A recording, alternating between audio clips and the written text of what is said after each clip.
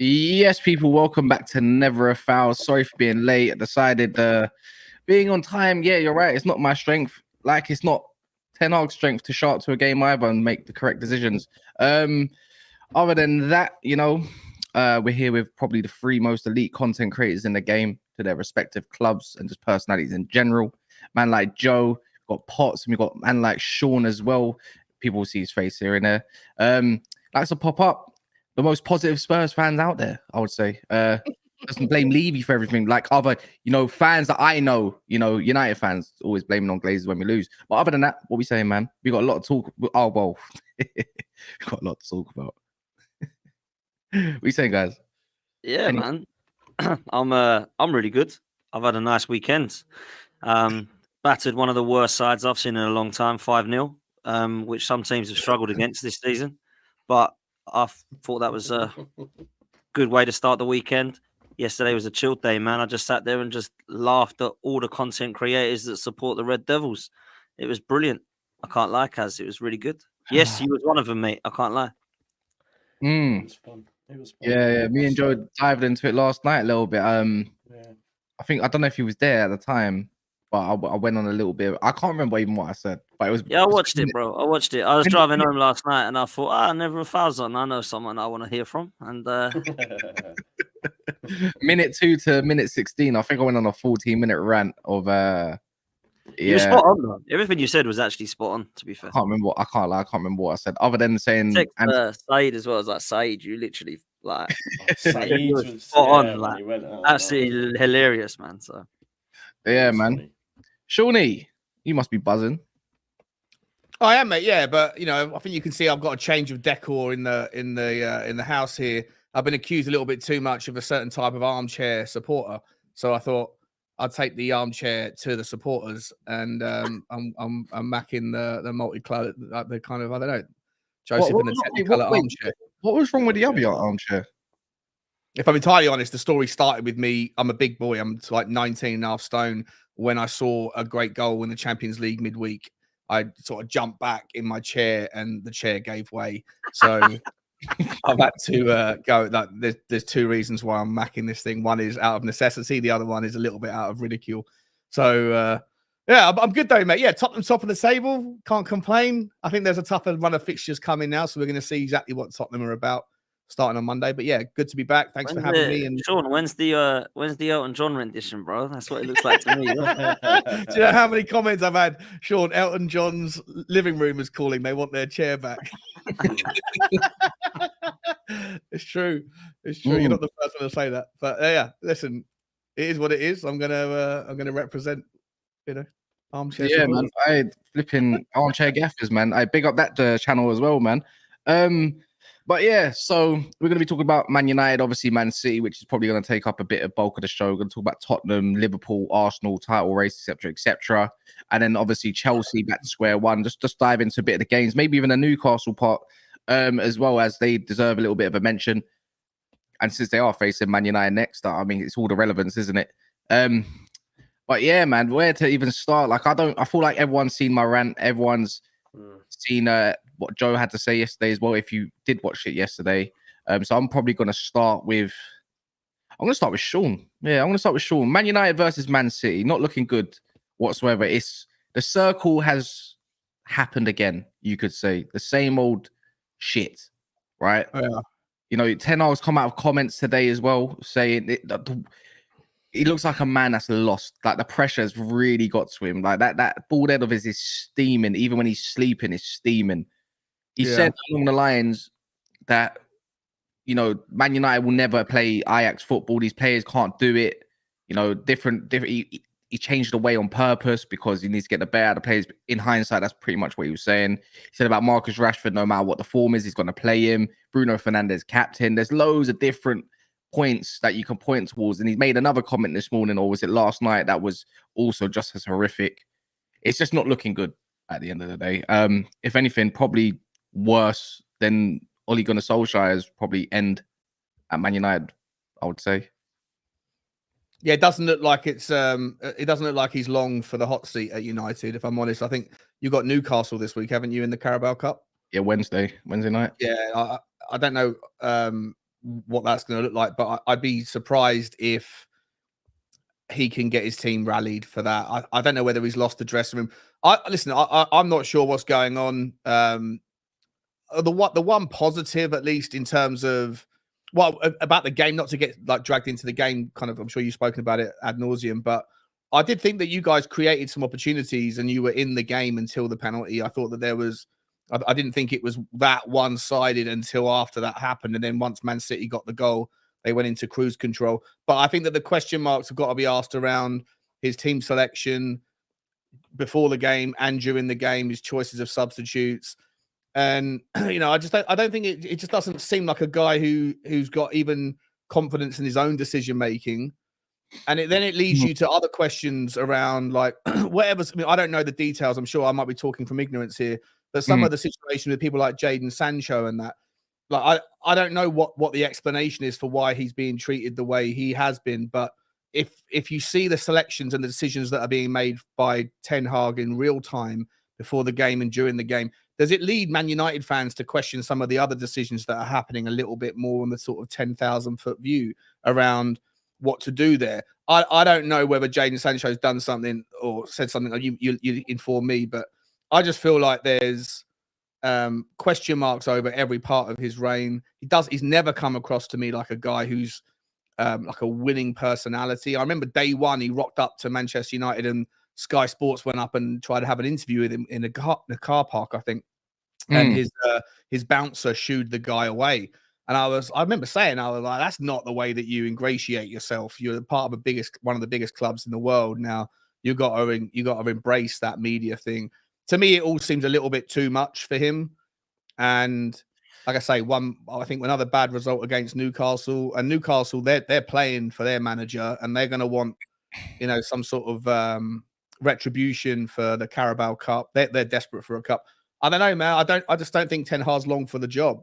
At the same time, though, I do feel a little bit for him that he's dealing with so much craziness above his head.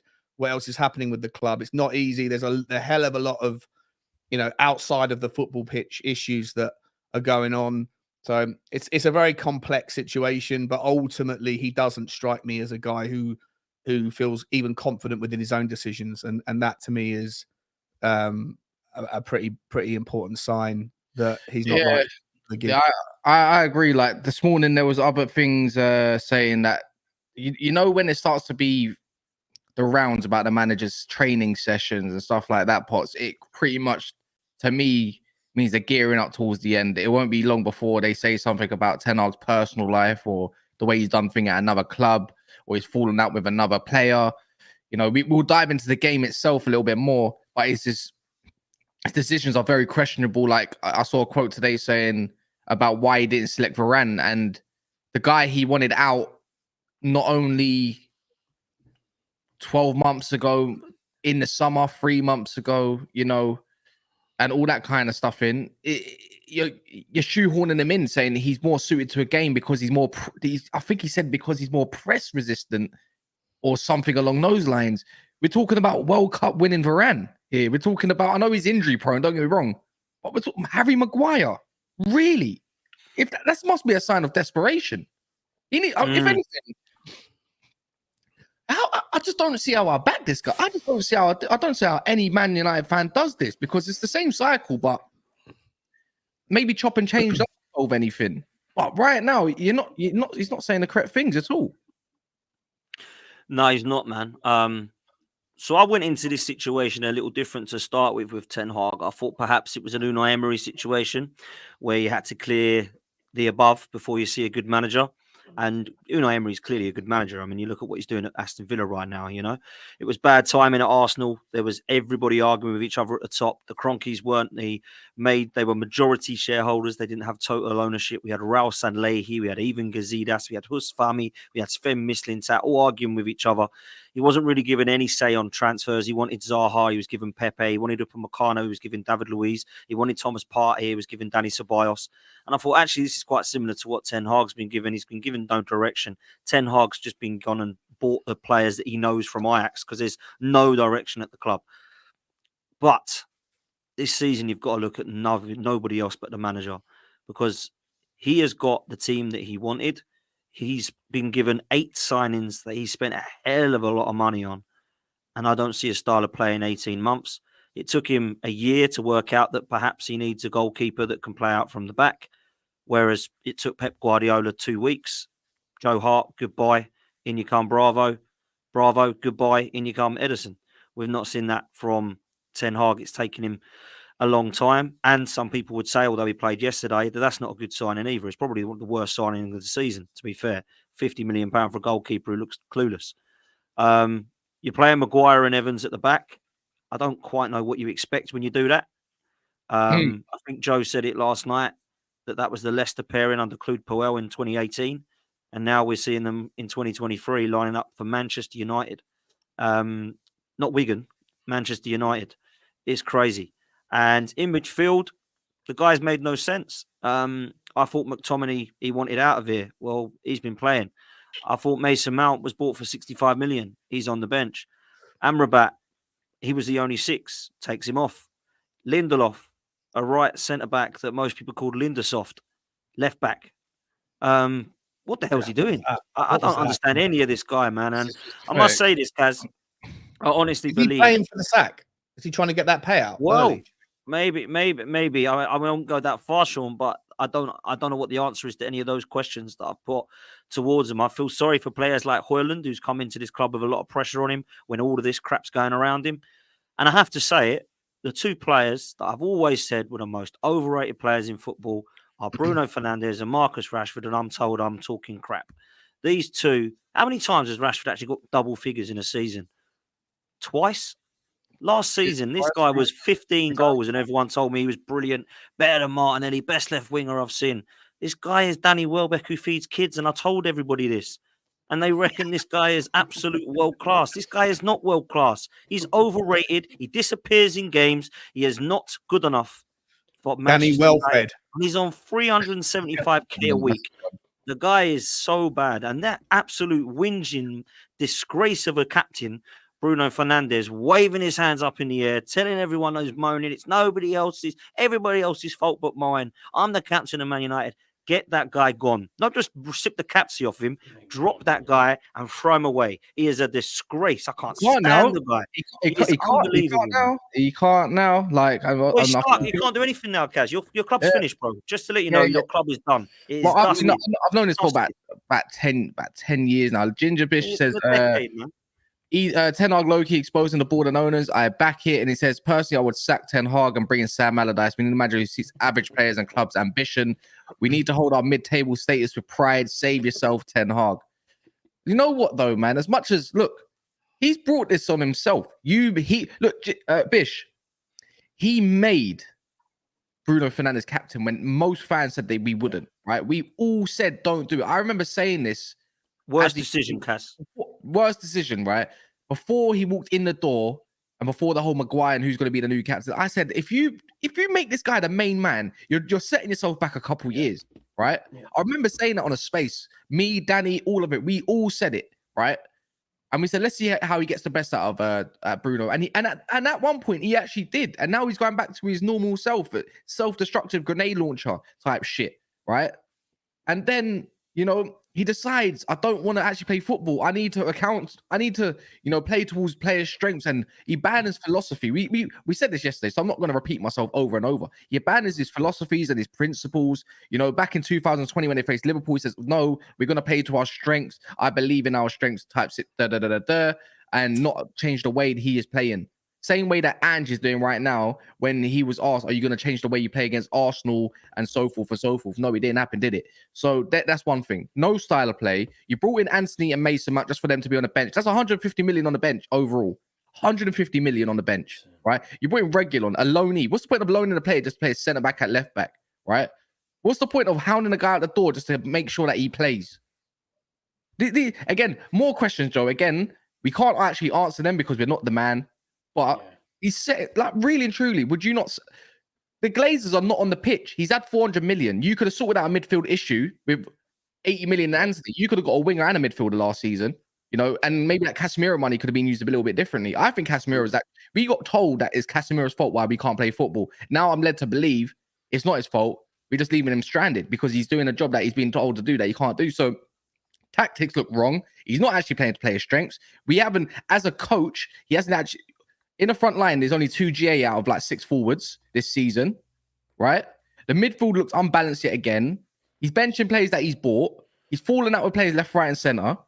What? How is that anything to do with the Glazers, mate? Like, No. this is every time we lose. Why is it the Glazers? The Glazers. Why can you not point the finger? This is what I'm saying, Bish. You have to point the finger sometimes and criticize the guy because he's been getting wrong time after time after time, and we always make the same excuse because we're scapegoating the biggest scapegoats in football, which is, you know, which is allowed to be fair because they're shit owners. But every time we lose, why is it the Glazers, the Glazers, the Glazers? You're telling me that was not a good enough team to secure something better against a Crystal Palace or a Brentford or struggling against a Nottingham Forest at home? He's broken record after record after record. Even Ollie didn't do that.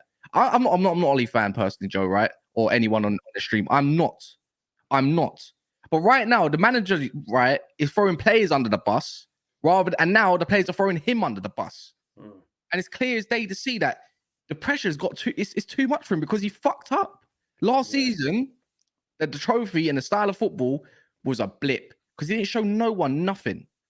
That's what you get when you play crap football and you don't build on it. If you're gonna play counter-attacking football, go get some counter-attacking proper players and play like that. Not mix and match it and let's say, let's try to play a little bit expansive. It makes no sense. Yeah, you're regressing, I think. I think it's very similar to the Ollie situation, really. When you think about Ollie came in the PSG, you had Ferdinand saying, put how many zeros you want on the contract, sign the thing, all that sort of stuff. Oh, yeah. And then you know, he had a good season, really, last season, you know, and you think, right, we're going to progress from this. And in actual fact, you're regressing. I think Man United are regressing under Ten Hag. Dan Potsy laid out loads of questions, but the thing is, if you ask Ten Hag or you listen to his interviews post-match, he feels like he's vindicated in the decisions that he's making. That's what I don't understand when he's asked, oh, so what's up with Varane and that? And he goes, tactics. Well, what fucking tactics are we what are you trying to do? I don't understand it. And then they're asking him about, oh, yeah, you took Amrabat off White. Yeah, we needed more attack. You know, he feels like they were good in the first half. I'm not too sure. And I don't think it's just as simple as saying, right, well, let's bring off the 6 and then put on a more attacking player. I mean, did you end the game with about 4 number 10s or something like that? Do you know what I mean? Really? It's piss poor. The buys are ludicrous because basically in a season's time, the buys that he's bought, you're going to have to fucking sell. Do you know what I mean? There's no longevity with any of the players that he's brought. Eriksen and Casemiro, for example. Yeah, Eriksen, Casemiro. Anthony's not good enough, Potsy. Man United fans will say this and that, but it's just not good enough. 90 million. 90 fucking million. It's insane. I just think, yes, you can blame the Glazers to an extent, because obviously behind the scenes, the club's a shambles. We know this, right? But what's being put out on the pitch is not acceptable. It's really poor. And they were never really in the game, really. I don't think they were always going to win. You can say, oh, the penalty, it's soft, It is a penalty, but ultimately, City were never going to lose that game. You know, afterwards, you've got Pep talking about, yeah, we're always confident when we come here. That shouldn't be a thing, really, if we're being totally honest, regardless of how good they are. Yeah, that's not a good thing, man. Can I going to Old Trafford? That is not a good thing. Yeah, it's what he said, man. You know, it reminds me of Steve Clark when he came with West Brom against David Moyes, and it was like a few games into the season, and West Brom beat us like 2-1, and said, "Yeah, we thought we can come in and get a result, and get the win." It sounds exactly like that again. Can I just put something out there, right? Like, as a Tottenham fan, because you introduced me as someone that's always defended Daniel Levy, right? And I have, because I don't personally subscribe. You just don't make excuses so a manager can get some leeway, basically. I think 100%, right? And I observe Tottenham's, not to get onto Tottenham, but just to use it as a bit of a similar example. Of course you can. Dan and Josh Kroenke just did it with all the board and stuff. So yeah, fire away. So 6 months ago, we just lost Paratici, looking like he was going to go to prison. Mm. Conte threw his toys out of the pram after the last minute defeat to Southampton, and said, nothing's going to change at Tottenham. The owners, it's the club, it's the history of the club. And that whilst you have these, like, basically threw his toys out about the players not being good enough, the ownership not being good enough. And there's a hell of a lot of Tottenham fans. I'm not one of them, but there's a hell of a lot of Tottenham fans that subscribe to this notion of, we'll blame everything that's bad about the club at the top because the buck stops at the top. But they have an inconsistent allocation of accountability when things have been good. When things have been good, it's because of the manager or specific players. But when things are bad, it always comes back to the guy at the top.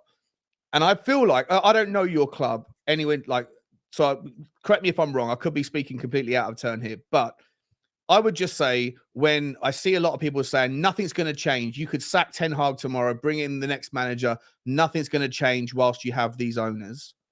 And yet, despite all of the money that these owners have spent, and I know they've taken a hell of a lot out, I know the toxicity of their profiteering, but ultimately, you're never short of enough. You're never short of a bob when you need to buy the player that you want to buy. But I'm just saying, if you look at what Tottenham have transformed in the last 5 months, we brought in a manager who hasn't needed a director of football. We had a director of football who took a little bit of time for his thesis, his theory to play out. He's no longer with us, but we're seeing the benefits of it now.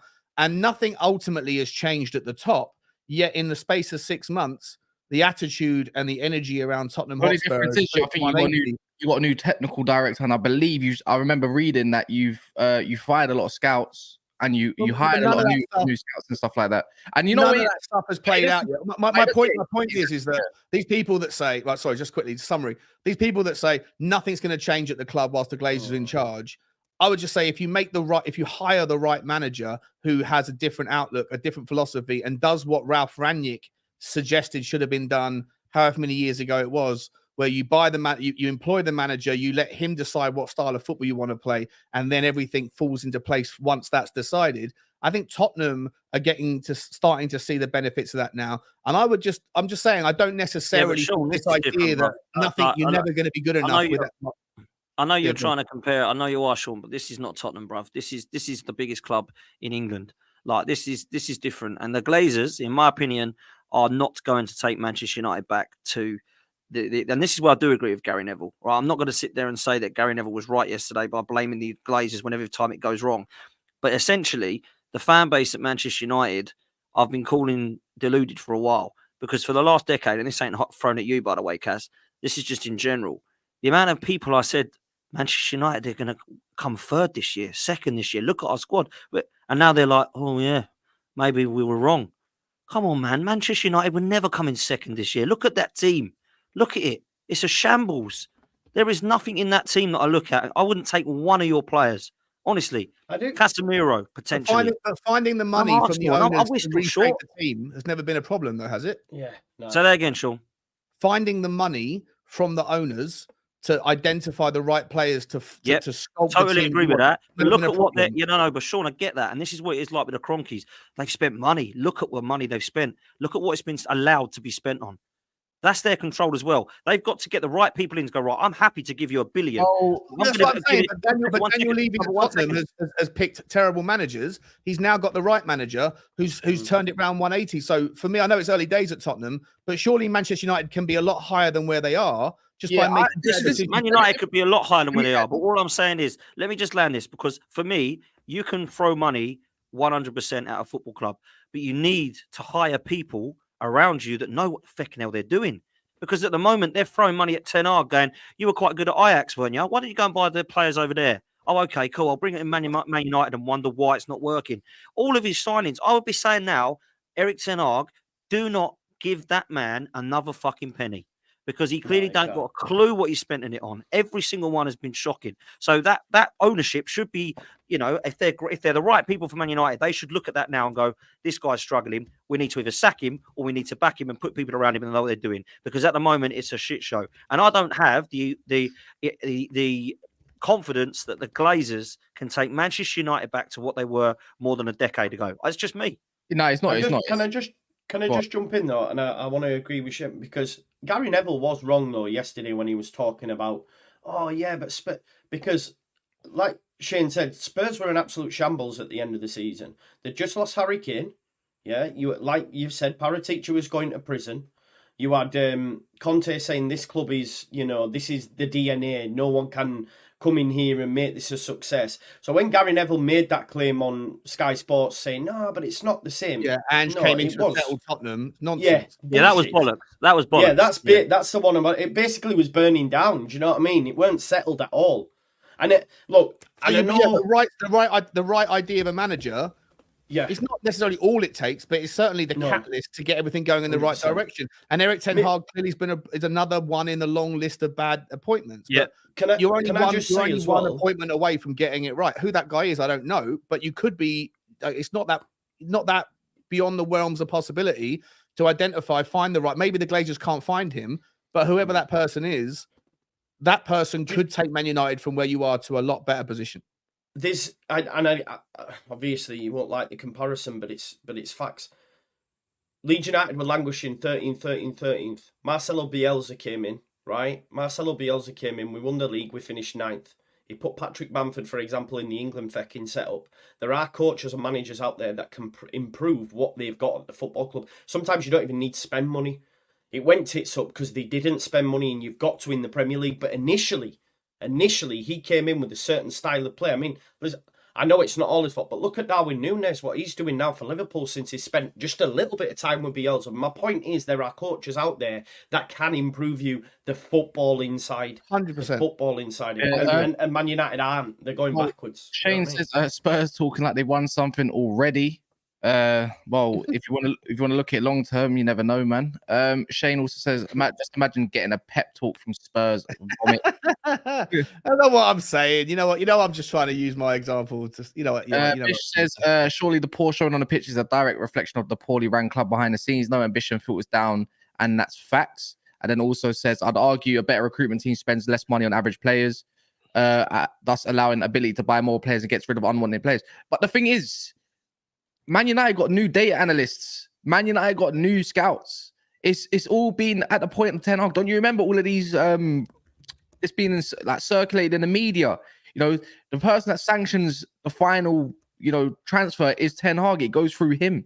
He wanted Anthony. He was desperate, so he said yes, rather than getting it looked elsewhere. I'm sure you can go on Football Manager yourself and go find out some right wingers if you wanted to. Since managers use Football Manager as a data, go do that then. It's not hard to see that you got offered Diaby. You said no.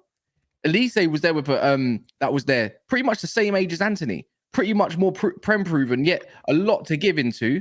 Didn't do it. You got youth players there that are crying out for a place in the first team, but you're saying Rashford can play poorly and still warrant his place, stuff like that. And I understand probably Rashford's a little bit different because it's a bit political, but he was on the face of Man United last year, like at the start of the season. He was on his way out.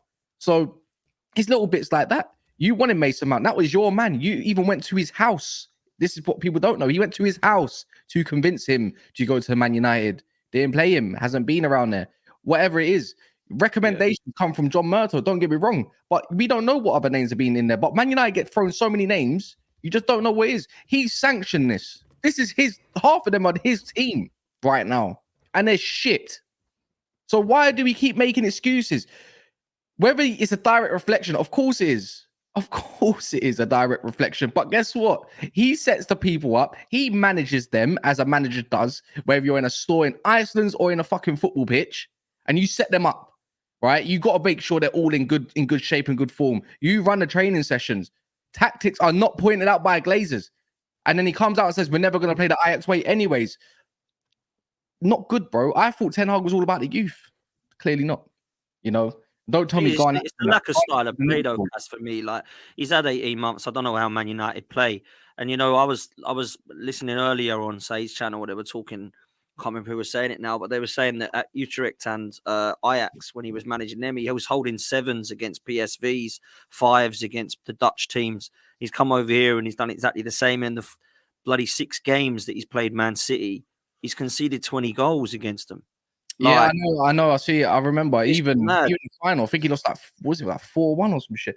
anyways against PSV. It's match. Look, it's mad. No more Dutch managers. I've had enough. End of the day, Man City. No, I'm not going to discredit them. Bernardo Silva made it look like a training session. Yeah, Honestly, he was unreal, man. he looked like, you know, when you was in a training session and there was the magic man. The magic man could play for both sides if he wanted to, like, you know, pass. See, he had the ball so much that he looked like the magic man that had the bib on. Like, and he was the extra player. That's what it looked like. Honestly, it was so easy. It was, I don't even think they even got into, he went into second gear in the second half. But that was on credit to Ten Hag, man. We've taken off your only 6. You're playing 10s in the right wing. How's Pellistri meant to feel? How's your star boy meant to feel as well, by the way? You know, an actual right winger, but Bruno's playing in your position. Your best goal scorer or talisman, not even behind the 10, in the least effective player, because you can't affect there too tough. It worked once or twice last year. The gimmick is shit. So it's not about who I'd want. I'm personally, look, to wrap it up, because we've got other games to talk about, I'm going to wait until I see this Serge and Ratcliffe shit come in and see what he can do. And if it is to be true that he wants to bring in your Paul Mitchells and he's allowed to do the sporting control, whoever they want, not who I want, whoever they identify, I don't care if it's Graham Potter, De Zerbi, or someone all the way from fucking Australia or Korea or wherever, if that's who they've identified to come in and manage Man United, then I'll back that. Because every time I wanted Ten Hag, didn't work out. So clearly my brain doesn't work for that situation. Whatever they want, I'll back it, because that's what it should be about, right? So fuck that. I don't care who it is. Quick question though.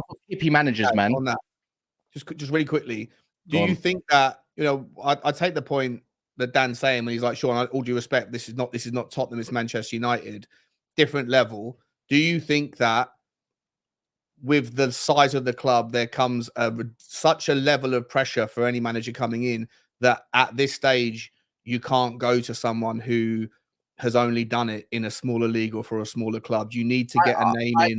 I disagree. I think you need someone that just understands the modern player. I think man management puts you in the right place, and then everything else will fall into place, in my opinion.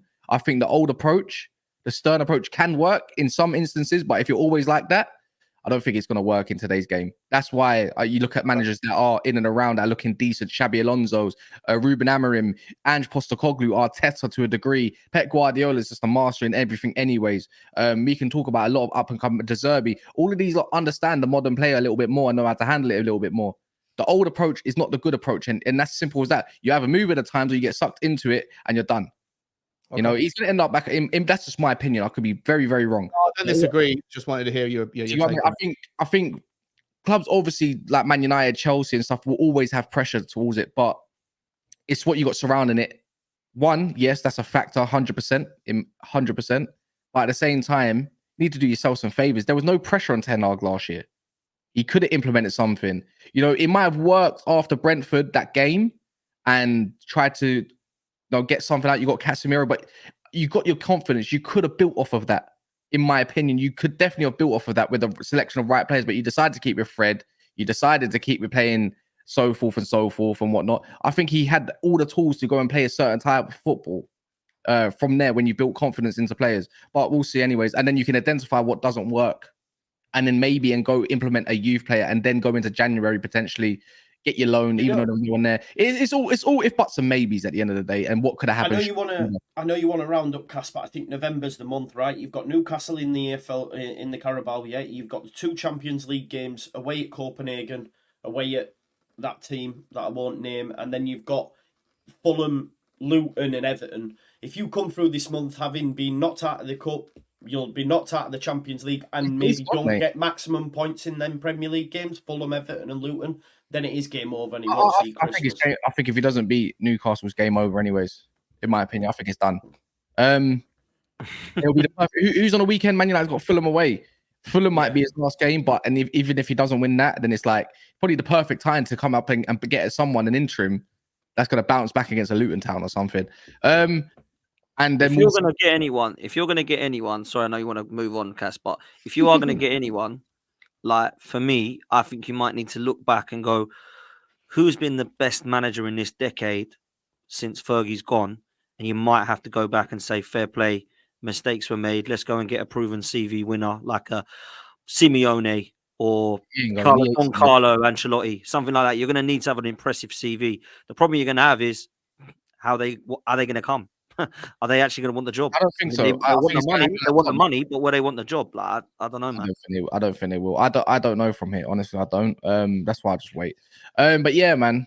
Man United in the mud. Another club we're gonna talk about is Chelsea. They lost again. Probably Potts' favorite line, other than Tottenham. Back to square one, you could say. Same old issues. We thought things might change after Arsenal. You know, he decided to add in like Madueke and stuff like that. It didn't work. No goals. Chances created. Don't get me wrong. In the first half, played something decent, but Brentford, you know, they were just second half. They were just on fire. You could say they exploited all the weaknesses that they needed to, and you know, Chelsea another loss at the bridge. You know, it's not looking good for them in terms of that kind of fixture. Maybe big fixtures do suit them, and the smaller fixtures don't.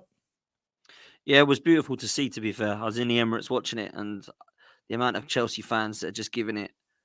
Arsenal weren't crap. We were outstanding. You weren't outstanding against Brentford. We were crap, and that's why we didn't beat them, and they actually didn't beat us. Even though you'd struggle to believe that from hearing some of them running roundabout celebrating 2-2 draws. How far have they fallen as a club, Chelsea? Oh my God, their standards are on the floor right now. It's embarrassing. They spent £1 billion. They don't have a striker or a goalkeeper that's any good. It's a worry, really. It really is, and I didn't think Chelsea were going to be outstanding this season, even under Pochettino. I still think he's got a lot to prove in his managerial career. I don't think he's this wonderful manager that people believe. I think he's a good manager. I don't think he's one that's guaranteed to take Chelsea to titles. And I think Chelsea fans are looking at that team right now thinking, yeah, ain't that great, is it? I don't know. I really understand where all this Chelsea... Oh my God, we're outstanding. I didn't think they were outstanding against Arsenal. They had a really good first half where they pressed and wanted it more than us, and they just fell asleep in the last half hour. If that's outstanding, I worry for Chelsea because that wasn't outstanding, and it wasn't outstanding against Brentford. It was a bit of a shambles, if I'm honest. And I think Chelsea are a mess, and I don't know what happens next with them because they're a team that's got... I think Goonie said it earlier that the majority of their team weren't even born when Arsenal won the league. And that's not even to banter us at the time. That proves what they're dealing with 18, 19-year-old lads. They've got no experience in the team. Their best centre-back's 39 still. Their best midfielder is Enzo Fernandez, probably. Caicedo's not really turned up like they'd wanted. Maybe their best midfielder is Conor Gallagher, actually, to be fair. Everyone's talking about at the moment. It's a worry, Kaz. I don't know where they go here personally, and they're going to be floating around mid-table again. They can't quite get into that top half. Chelsea, can they? 10 games in, that to me proves they're probably going to be in and around top half, and out of it, I don't see them putting this run together. I said they'd lack firepower. I didn't see him getting a striker that was good enough. Nicholas Jackson, that doesn't do anything to scare me. Neither does Broja. This isn't even me being cocky as an Arsenal fan. This is me just telling facts. Like, they ain't a great side, mate. They just ain't. Yeah, Sean, they play good football, though, right? They do play some decent football. I wouldn't say, you know, anything defensively, then they're crap. But it's when they get desperate to go for a goal is when they look leaky. Hence, in Buemo the other day, they brought on 2 players I didn't even realize that were under the age of 20. One's called Leslie, a DM who was at fault for the one of the last goal. And they brought on someone called Washington that I've never heard of in my entire life. And it's like, again, it's the same questions over and over. And all I see from Chelsea fans, and you know it yourselves, right? You keep saying, when Nkunku's back. Nkunku's not proven in the Prem. You know, he's not proven anywhere in the Prem, so there's no basis to go off of. All I do know, he is a bit of a goal scorer, but you're going to rely on an attacking midfielder / if he does go in midfield, or the winger to go and get you to make up the 20 goals he typically gets in Bundesliga. It should be better, don't get me wrong. It should be. Nothing can get worse. But who says that he actually bangs? It's like us relying on a Kobe Mino for an 18-year-old to get us going in the midfield, which there's no basis that that's going to succeed, right? There's a lot of problems at Chelsea, and they're going to have to ride it out before anything. But maybe Poch isn't the man, because yesterday, why isn't Malagusto an actual right back playing at right back? You know, why isn't Mudryk playing after he had the okay cameo? Why didn't you just play the kind of same-ish kind of formation or slots lineup that you did against Arsenal? It's even he can't even figure out his best 11 yet. And you'd thought after the Arsenal game, which we was hyping up, to be fair, that they made Arsenal look shit. Maybe Arsenal will just pull or in the end, potentially. I think that I think they've got like a crisis of identity at the moment at Chelsea. I feel like when they're playing against teams that do the low block, their midfielders aren't whipping the ball around quickly enough. Like when they get the ball out wide, I think that they generally are okay and that they can look pretty, and they do create a lot of possession, a lot of opportunities. But against Brentford, they were forced to take pot shots from 25, 20 yards out a lot of the time. There was no end game. When they play against teams that open up, like Arsenal and like other teams before them, they don't have enough firepower at the top. And I agree with Dan about they're lacking in kind of effective goal scorers who just have the confidence to do what they got to do.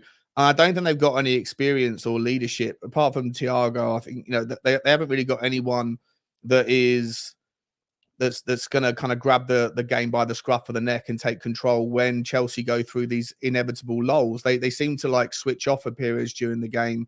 They get ahead and they kind of just rest on their laurels or whatever. I think that there's just like, for whatever their team they're playing against, whatever system they're up against, a low block or a team that's playing against them, there is a vulnerability to the squad that they put together.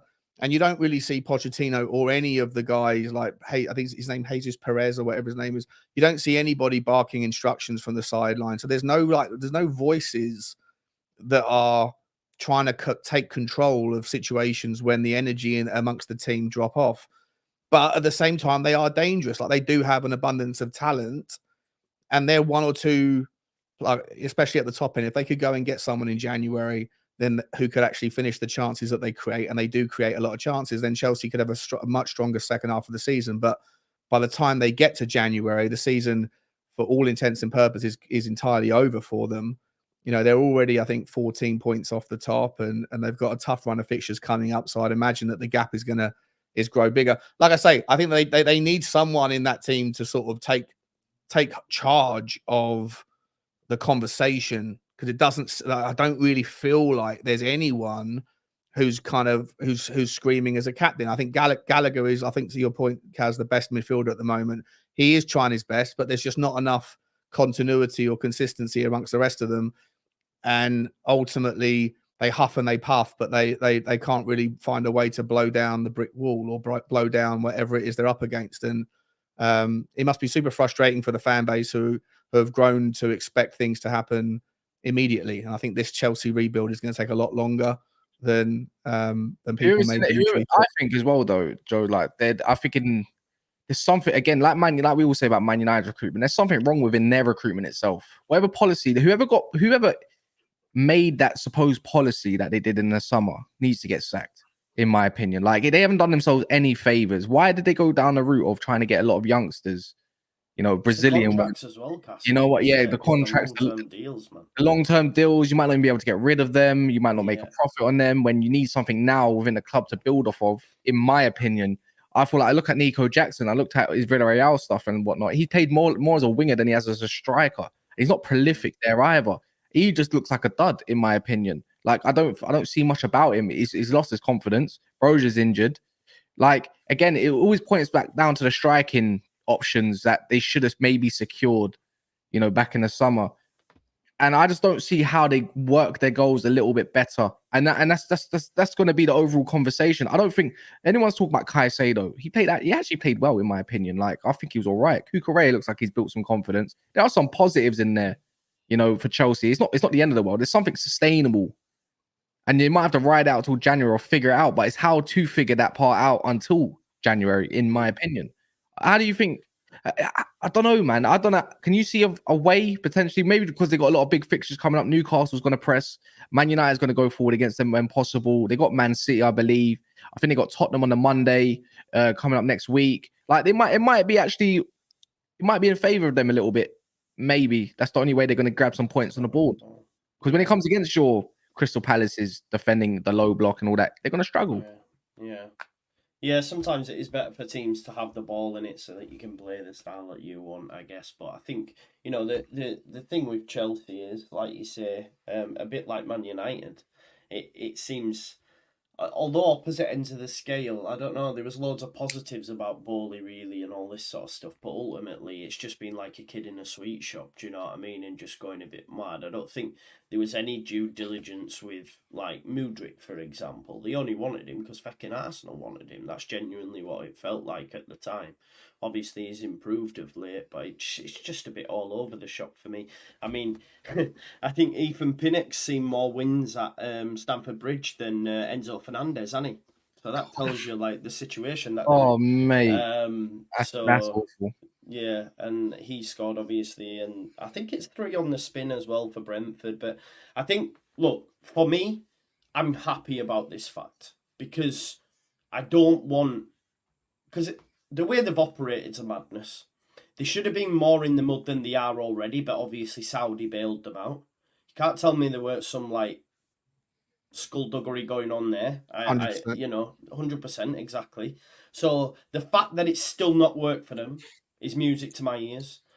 The fact that they've put players on these 8-year deals that some of them don't look good enough, or may well come a time where they're not being played, but then won't want to leave the football club, because why would you? Because I've still got 4-year deal on X amount of money. We've seen it happen all the time.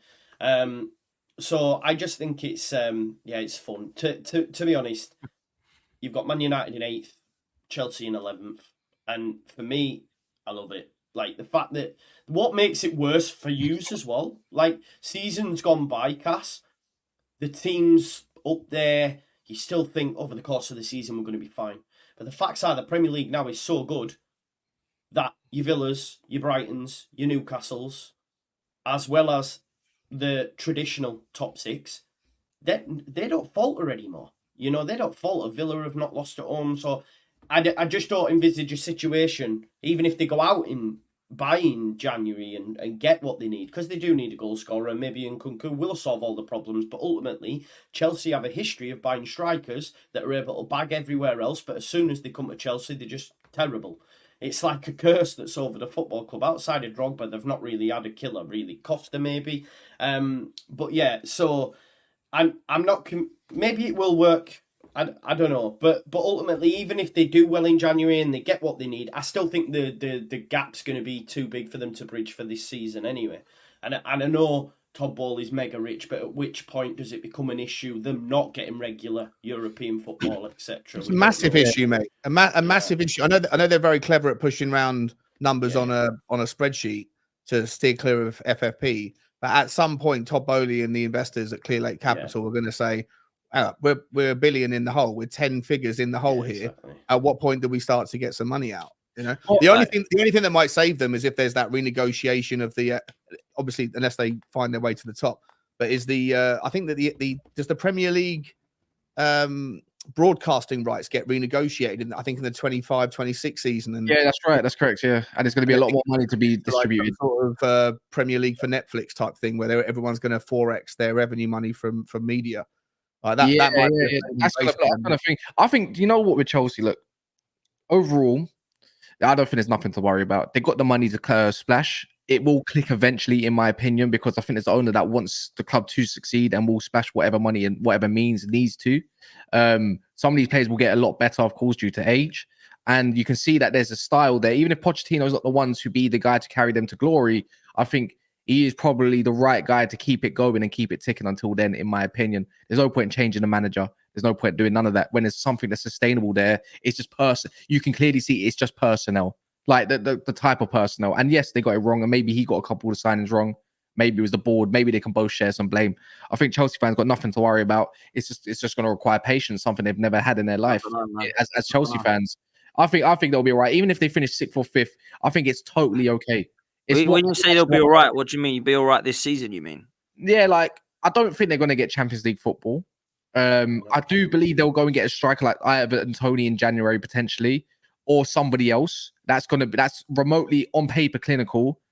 Like, they will. Arsenal have to get they will buy it. They will buy until it clicks, and you can clearly see they're just lacking a striker. Their midfield build-up is fine, and Nkunku is probably going to be better than Conor Gallagher's and stuff to go forward. You know, it's all positive. Their defense is not the end of the world. You know, when Thiago Silva leaves, there's going to be a sustainable basis of, you know, maybe Fofana might work out, might not. Maybe Disasi and Levi Cole or Badiashile something going forward. Look, this is the difference between Man United and Chelsea, that they will buy to get it right, and they have that they are allowed time. Where Man United, you're not allowed time right now because they fucked up in their first season, like Chelsea did. But they can have a couple seasons to fuck up because they got new ownership. So yeah, last 10 minutes I'm going to talk about is Liverpool, Spurs, Arsenal. You know, we could probably chop a few minutes to each of them, but engage them into the same conversation. You know, Spurs, brilliant 2-1 win. You know, it was a hard. I think it was hard fought in the first half, and then the second half, you know, the class got shown out. As you said, Potts earlier, like flipping hell, Arsenal blew away Sheffield United, probably easiest game of the season, easy food, and then obviously Liverpool easy 3-0 win against Forest. I'm probably going to direct onto Spurs. We all know Arsenal's in the title race, and we can say who's great and who's that and whatnot, even for Liverpool. But all three of these teams, can we finally say that they are probably going to be and is shaping up to be into a title race, or do we have to give it maybe another 5 games to let it shape up a little bit? Because I just feel like there's going to be a gap. There's this little gap that's forming between the top and in the middle of the table. When I say middle, I mean like 8th, 7th, roughly. You might see the Zerbi, Aston Villa around. Maybe Aston Villa's got a late shout, but obviously not. But it's clear to see that these 3 teams are the better teams in the league by a country mile. Right? Yeah. Man City for me are still the pick. I think Arsenal and Liverpool take. I think Arsenal and Liverpool would take them fairly close. I don't know how close. Tottenham, I don't see in a title race. I think they've had a really good start and I've had some really good results. I'm not sure I'm outstanding. I'm not sure I'm taken aback by how great their football is at times. I don't look at it and go, "Wow, like this team is outstanding." Dan can't praise them at all, can you, Dan, mate? Well, it's true. Listen, they've had a great start, and I've said that to Sean, and Sean knows that. Is that in it? But can you not say that's the same respect that for you last year? No one thought that you was going to be in the position you was, even though I would say you still have a better squad, like from last year. Yeah, but it's exactly that. It's exactly that. No one thought. Are we not doing the same thing that what other rival fans done to you though, Pot? Saying 9 games, 10 games. Oh, we need another game. We need another game. We need another game. Yeah, exactly that. And that's why I'm not, because if Arsenal got to March and we still weren't in a title race, to most of the Tottenham fans I spoke to, then I'm not going to start saying that Tottenham are when they're in this October. I mean, let's be real. Right? I said all year last year, Arsenal got. I don't think the title race starts until January anyway. I think that until then, it's all about jockeying, like in a Formula One race. You're at the qualifying session. If you qualify in pole position, then you've got a decent shout, even if you've got a slower car. And I think until January, it's all about jockeying for position. But yeah, I'll keep the same energy. I didn't think Arsenal were in the race until they were in January, and I don't think Tottenham are. I don't think certainly any newcomer into the traditional race hasn't done enough yet. But I'm more than happy for everyone to write us off, because it's nice to. And that's what I said. That Sean. I said that with Arsenal. I was like, please keep writing us off, because the moment you get that pressure on you, we were wobbling. And you saw what happened when everyone said Arsenal were going to win the league. Arsenal were going to win the league. Now it's March. Oh my God! And then we had an awful April, May. So but it was one injury, right? It was the Saliba injury that was a massive dent for you, and we haven't had that yet. If we get one on Monday against Chelsea, or in the week, or wherever, at any point between now and Christmas, if we get an injury, then we'll find our version of Saliba, just like you had it, but you didn't get it until. Well, March. you say find your version, but you know there's been cases where Liverpool have stayed injury-free all season as well. If anything, I think Tottenham's done quite a good job. Brendan Johnson's come out very quick. I think they've been unfortunate, obviously, with that dickhead Manor Solomon, and also who else is that's injured for you? I think there's another one. You call him? Is that because of the politics? Okay, yeah, sorry. Yeah, he's a top dickhead. And the other one, who's the other one? There's another one that's injured for you. Perisic is injured. Do you know what? No one at Tottenham would have thought Perisic was going to be a big miss, or at least relevant. We all thought he was off anyway, because he was played as a left wing back last year. But you put him into, again, this is the thing, Conte didn't want to play back to Ten Hag, not to get back on it, but the manager can make a meaningful difference. Conte didn't care about Bissouma. Conte preferred to play Højbjerg. Pape Sarr never got a look in. Perisic was played at left wing back. You change things around, but you use the same numbers, the same players, but just using a different system, and you get more meaningful output from them. Perisic was wonderful in the first 4 or 5 games before he got his injury. So we are going to miss him as well, I think. Yeah, the thing is, like, look, Declan Rice easily, probably Nketiah as well. Look, showing a bit of his worth, you know, as well. Dan against Sheffield, like they're players that you're going to probably be in and around them teams that like Sheffield that you're going to smash, right? Same respect. Liverpool always going to score. You could say they're a DM away, whether he's young or wherever. It comes down to recruitment, right? And what they've scouted that they could put. January's huge. January's huge for a lot of clubs, man. January's massive. January is probably January is probably exactly. It probably is the key to say, you know what, they're going to be title contenders. But in respect to Tottenham, they always do business in January. You could say last year Pedro Porro was actually a good signing in hindsight. Now you say, fucking hell, like he's actually really decent. Season 4 was the best January I think Tottenham ever had. Benson Core and Kulusevski. Exactly. Benson Core's yet to come back. You could say they got a sustainable defense partnership as well. Romero's looking like, if not the best centre back on form, quote, on form in the league right now with Mecky van der Ven. I thought you said he was no Rolls Royce. I thought you were like, what were you saying last year? Wait, did I say he's Rolls Royce or did I say he's on form? No. Okay. Oh, yeah. Vicario, decent. Like, a lot of these. The whole point, he's even getting the best. All their signings have been hits, man. All their signings have been hits. Even Richarlison. We talk about managers getting the best out of players. Richarlison's got like 4 or 5 goal contributions in 6 or 7 games now, and it's like we were writing him off at the start. He's not the solution. But the whole point is, you lost me there. Lost me now. No. But the whole point is, he's getting the best out of shit. So if he's getting the best out of crap and best out of what's already good, then is that not sustainable? Mate, honest to God, Richarlison, I think this is where stats. If you just look at stats versus he's awful. He's absolutely terrible, mate. And I know you might be right in that he has got 3 assists. Brennan Johnson's spot, man. It's going to be a spot. Brennan Johnson, he has to start against Chelsea. He has to start. He came like what he did in that for the second goal against the 1-2s. He was wicked. The head. First of all, if Richarlison tried to head that ball, it would have gone out into touch. Brennan Johnson is not known for heading the ball. Got it to where it needed to be, and then if Richarlison had managed to do that, he would have sat there and admired it for the next 3 seconds. It was the deal would have broke down. Brennan Johnson's got a lot of. I like him a lot. I think he could. If you keep your players fit, you've got. I mean, I think you'll get Champions League. Like I think you'll get Champions League. It's 5 places as well this year, isn't it? So you're going to finish in the top 5. In my opinion. Only if it's on an if, I believe. Yeah. Is it the coefficient to the top 2 countries? Everyone thought it was the clubs that finished 5th. Their coefficient. It's not. It's the top 2 countries worth of clubs' performance in Europe this year across all 3 of the competitions. So you've got to think: are the English teams generally this season going to be in the top 2 countries worth of performance? I think they will, and I'll tell you why. Liverpool, Arsenal. Well, my 3 favourites for the competitions are all English. Villa's going to win the Conference League. Villa will win the Conference. Liverpool win the Europa League, and I think Man City. And he said Arsenal. Then Man City will win the Champions League. That's what I think it'll be. So I think they'll all be English. Hopefully, there will be 5 places. Yes, as far as Tottenham are concerned, I think Tottenham get top 5. I think they'll get 4th or 5th. I think it's them and Newcastle for me. I think that top 5 will be decided. I don't see any of the others, even Villa, sneaking into the top 5. I really don't. So that'll be that. But as far as Spurs are concerned, man, yes, you need to spend in January, but there's like serious, like around January. I think you said Sean January. I would say when you've got no Bissouma in January through the AFCON, and you've got no Sarr, and you've got no Son because of that Asian Cup, that's going to be difficult, man. So January. I think they're depending on. I don't think Bissouma. I'm not sure which countries they play Mali, for. But Mali. One of the countries isn't destined to do well in the African nations, so he'll only miss 1 game. Sonny will probably miss the entire 3 or 4 games situation. His career will probably go far.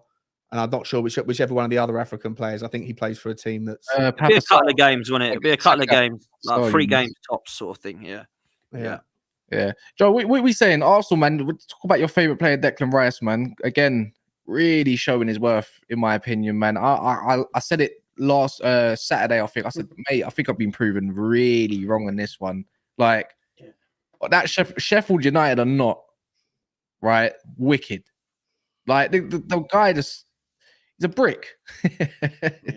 He's exceptional, isn't he? Exceptional player. He might be the difference why Arsenal can potentially get over the line in some sort of trophy this year, whether it's FA Cup, maybe the league. Dare I say, maybe not Champions League, but all English teams will go deep in the Champions League though, because the league's just streets ahead. So Arsenal have a chance. It just depends on the draw, doesn't it? I think they'll be in the title race as well. They've got a better squad this time around than last year. I know they all hate Eddie, but ultimately, if you can use him in scenarios against poorer teams and he's pulling up numbers, then that's a positive. Yeah, I listen. I like Arsenal, so I just like Big up, Joe. the Big up, situation Joe. in the man. I like the situation in the Premier League right now, though. I like what's going on. I like that Spurs are at the top. I think we've got an exciting league again. Whoa, calm it down a minute, Joe. Calm it down. No, You're doing so well, man. You're my- doing so well. my I like point is- Arsenal, and now I'm happy Spurs are at the top. Yeah, but I don't have no affiliation there, do I? I'm joking, I know. My point is, like, we have an exciting league. There was talk last year with Haaland, and it's turning into a farmers league. Da, da, da, da, da. Well, this season, I know it's still early, but this season's showing that not to be the case, and it's going to be an exciting end to the season. And not having a team in it, as much as I want to be back in the Premier League, it's enjoyable, man. I'm looking forward to watching as many games as possible. So it's good, right? It's good. Apart from, I get it, Cass. Not for you, it ain't good, but It is what it is, it's man. very good. If I suffer, that means Glazers suffer more. So it is what it is. Yeah. It goes hand in hand, unfortunately. And then yeah, man. Even to wrap up, Liverpool, man, 3-0. Don't want to put them out of the conversation exactly. Man, they can't Darwin stay two. Darwin Núñez. Yeah, He's another clean flying. sheet. Yeah, another flying. clean I spoke sheet. about for this them. guy, man. I spoke about this Darwin Núñez guy last season. I said, hang on a minute. Effective. Don't compare He's him. got a lot of haters, Don't man. compare- He's got a lot of haters. I said, don't compare him to Haaland. It's a stupid thing to do. Yeah. Everybody did that last season. He's crap. He's noodles. He's crap. He's no good. He's like Haaland. He's no good. All this rubbish. I rated him. I liked him. I liked the signing. Thought he was good over at Benfica. Come over and he had a difficult start because of the pressure people had on him. But actually, I think he's good, and I think he causes a nuisance. I think he causes problems. Shocking miss the other night, by the way, where he hit the post. But still, apart from that, I think he's a talent. And Liverpool always said that they would score goals, but they would leak goals. And if they can sort the leaking goals part out, then I think they'll have a great chance of going for a title race. Because for me, they're a DM away and maybe another centre back away from definitely being well in the mix, man. Well in the mix. Yeah, man. Gravenberch, great buy as well, weren't he? Really good. Yeah, buy. man. They slaughtered. What's it called? If you watched them against Nottingham Forest, they ended the game before he was even starting. Like honestly, like Salah didn't even need to do anything. Thanks, Salah, captain. You did fuck off my FPL prick. Other than that, yeah, man. Liverpool, look, they're just silently there. Oberlai as well, by the way. What a talent! Yeah, you know what it is like? I think there's a lot of noise in Spurs, respectively so, because they deserve it, I think, and also Arsenal as usual because it's always the case. But Liverpool don't, and they're not even getting as much mentions as what I think should be mentioned because they got such a sustainable, squad right now that's going to keep them in question. Doesn't matter who gets injured, even if Salah's not on the pitch, they're going to go win. Van Dijk is looking really good, and I think that's gone under the radar a bit. Trent looking really mature, and especially in that role that he's got going on.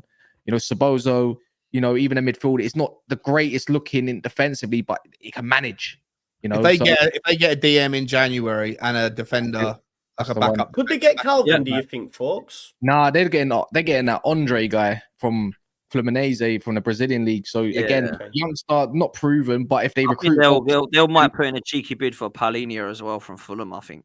Potential money's there. There's a release. That guy's dirty. Do you see that elbow he put on? He lumped on? That was nasty, man. Yeah, dirty player. Good player, cracking player. But he's cracking. He is cracking. I think if they went for him and a centre half, I think they've got a great chance. Liverpool. Yeah, Shane says time to really question Ten Hag's talent ID. Yeah, man. I suppose so, man. And then he also says everything Ralph said is the truth. It's looking likely as well, isn't it, Shane? And then Aya says 2 damn pots.